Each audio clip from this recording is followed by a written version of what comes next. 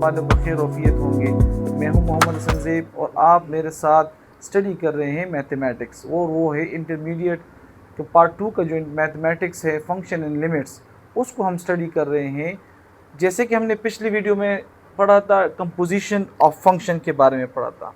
Composition of function आपके पास क्या है, F of G, this implies that F of G of X the range of the one function becomes domain in another function.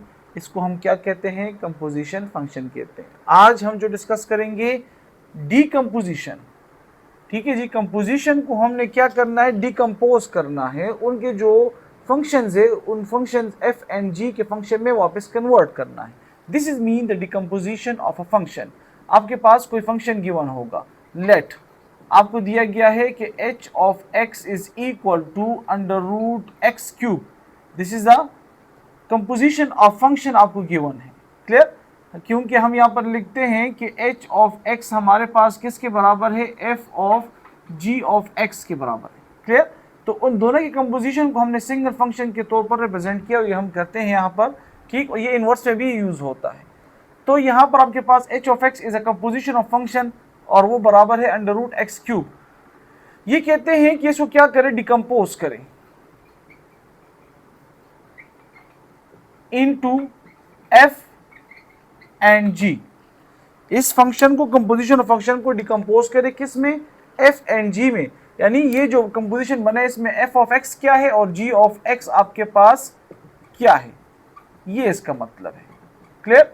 तो solution अब इसके लिए करते हैं, हम लेट करते हैं कि हमारे पास क्या है कि f of g of x, जैसे हमने कहा है कि वो कंपोजिशन फंक्शन का आपके पास मिलाप है, यानी h ऑफ x से रिप्रेजेंट किया है, इसके बराबर है। तो हम लिखते हैं अंडर रूट एक्स क्यूब आपके पास। तो इसके मुताबिक हम यहाँ पर ये देखिए, यहाँ पर ये क्या है, this is the range of in one function which becomes the domain in the f of x, ठीक। तो यहाँ पर आपके पास इसका जो आपके पास ये क्या होगा, यहाँ पर ये इसका यहाँ पर डोमेन है। तो यहाँ पर आप देखिए, यहाँ पर क्या लिखते हैं, g of x is equal to, जिसको हम हमारे पास क्या है, यहाँ पर हमने g ऑफ x पुट किया, तो g ऑफ x की वैल्यू क्या होगी, यहाँ पर x की जगह आ जाएगी, जो कि आपके पास क्या था, x की जगह हमने जब पुट कर दिया, तो इसका मतलब ये है कि g of x is equal to X cube, और f ऑफ x हमारे पास क्या होगा, वो यहाँ पर अंडर रूट x होगा। तो यहाँ पर आपके पास कंपोजिशन फंक्शन से h ऑफ x से क्या बनता है, अंडर रूट एक्स क्यूब। अगर आप कंपोजिशन फाइंड करेंगे इन दोनों का, तो इससे आपके पास composition function under root x cube बनेगा। तो इससे हम सजेस्ट करते हैं इस तरह से। एक और एग्जांपल हम लेते हैं, उससे आपको क्लियर हो जाएगा।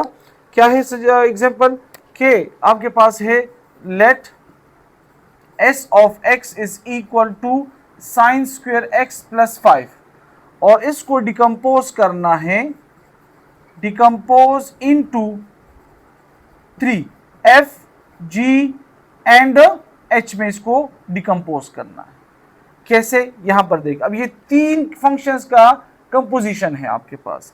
तो सॉल्यूशन हम कहते हैं कि लेट आपके पास s ऑफ x किसके बराबर है, वो f of g of h of x के बराबर है आपके पास, क्लियर।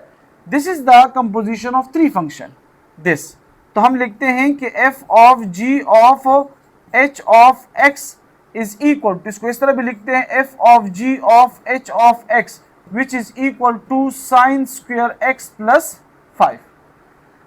अब जाहिर बात है, ये आपके पास यहाँ पर डोमेन बना है किसका, g का।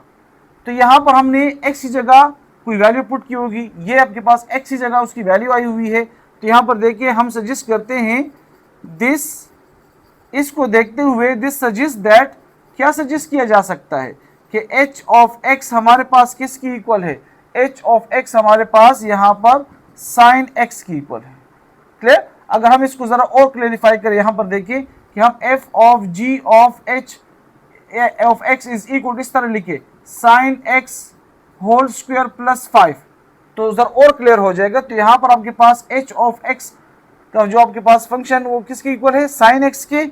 इसी तरह आपके पास g ऑफ x फंक्शन किसकी इक्वल होगा, वो जाहिरी बात है x स्क्वायर की इक्वल होगा। यहाँ पर x था, x स्क्वायर था, तो उसकी जगह h ऑफ x की वैल्यू साइन x आई।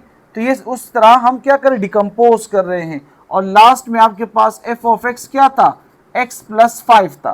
तो यहाँ पर देखें इसको, हमने x की जगह क्या पुट किया, g ऑफ x, तो f of g of x आपके पास x स्क्वायर प्लस 5 बना।